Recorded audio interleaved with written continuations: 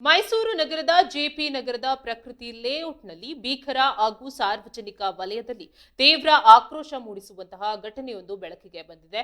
ದುಷ್ಕರ್ಮಿಗಳು ಹಸುವೊಂದರ ತಲೆಯನ್ನ ಕ್ರೂರವಾಗಿ ಕಡಿದು ಅದರ ಮೂಳೆ ಹಾಗೂ ಮಾಂಸದ ಅವಶೇಷಗಳನ್ನ ಸಾರ್ವಜನಿಕ ರಸ್ತೆ ಬದಿಯಲ್ಲಿ ಬಿಸಾಡಿ ವಿಕೃತಿ ಮೆರೆದಿದ್ದಾರೆ.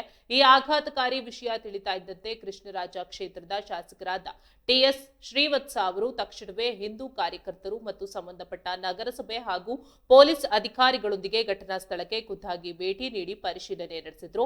ಸ್ಥಳದಲ್ಲಿದ್ದ ಭೀಕರ ದೃಶ್ಯವನ್ನ ಕಂಡು ತೀವ್ರ ಆಕ್ರೋಶ ವ್ಯಕ್ತಪಡಿಸಿದ ಶಾಸಕರು ಮೈಸೂರಿನಂತಹ ಸಾಂಸ್ಕೃತಿಕ ನಗರಿಯ ಶಾಂತ ವಾತಾವರಣವನ್ನ ಕೆಡಿಸಲು ಇಂತಹ ವಿಕೃತ ಕೃತ್ಯಗಳನ್ನ ಎಸಗಲಾಗ್ತಾ ಇದೆ ಎಂದು ಕಿಡಿಕಾರಿದ್ರು.